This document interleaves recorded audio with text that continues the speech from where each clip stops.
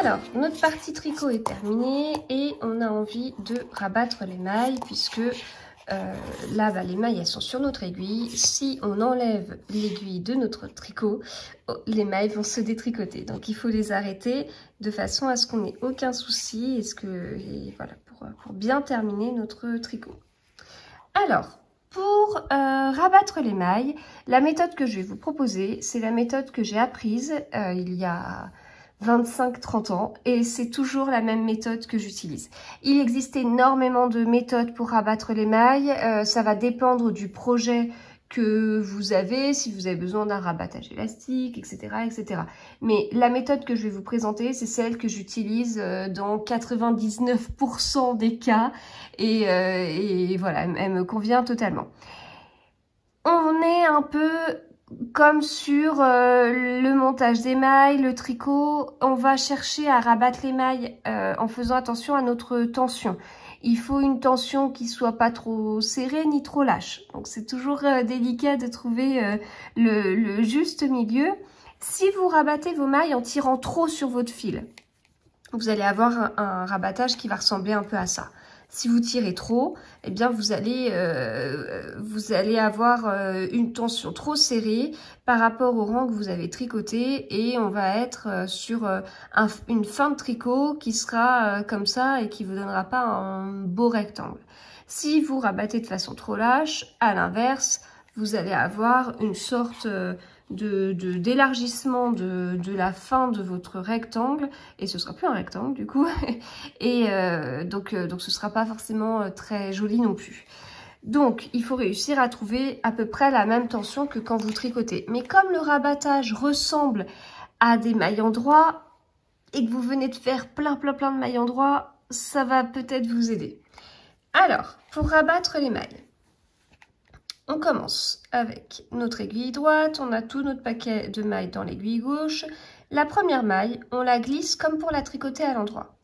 Donc, on pique comme pour la tricoter à l'endroit.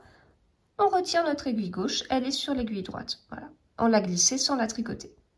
La maille suivante, en revanche, on va la tricoter à l'endroit. Donc, on pique, on enroule, on enlève. On a 2 mailles, mais nous, on veut rabattre nos mailles. On ne veut plus de mailles à la fin. Donc, la première maille de l'aiguille droite, on va la passer au-dessus de la deuxième maille de l'aiguille droite. La première maille était glissée, la seconde a été tricotée. On va donc piquer dans cette aiguille, dans cette maille, pardon, avec l'aiguille. Hop, voilà, on pique comme ça, vous voyez.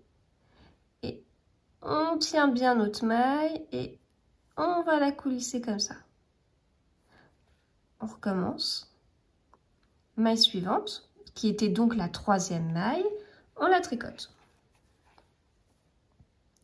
La maille précédente, qui est en fait 2 mailles dans une, puisqu'on en avait passé une par-dessus l'autre, et bien on fait pareil en fait. Cette première maille, on pique avec l'aiguille gauche dedans, et hop, on la passe par-dessus. Voilà, donc on voit vraiment ce que ça signifie passer par-dessus. Parce que là, l'espèce de boucle, en fait, c'était notre maille précédente.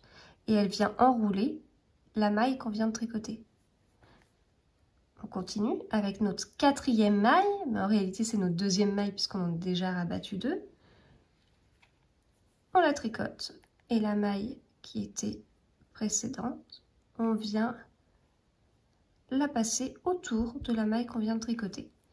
Et on continue comme ça jusqu'à la fin du rang. Jusqu'à ce qu'il ne reste plus qu'une seule maille en fait.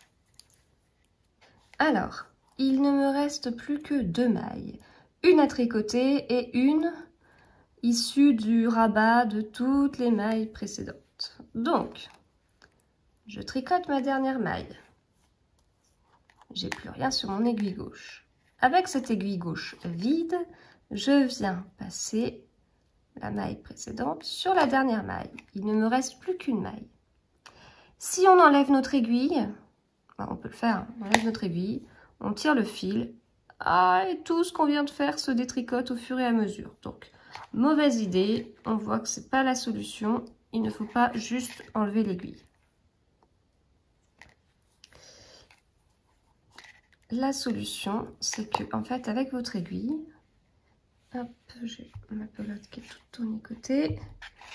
Voilà, avec votre aiguille là, vous allez tirer le fil. Voilà. Et en plus, comme on va venir coudre juste après, on va tirer une bonne quantité de fil. Comme ça, ce sera même notre fil de couture. Bonne quantité de fil, vous pouvez faire 20, 30 cm. Voilà.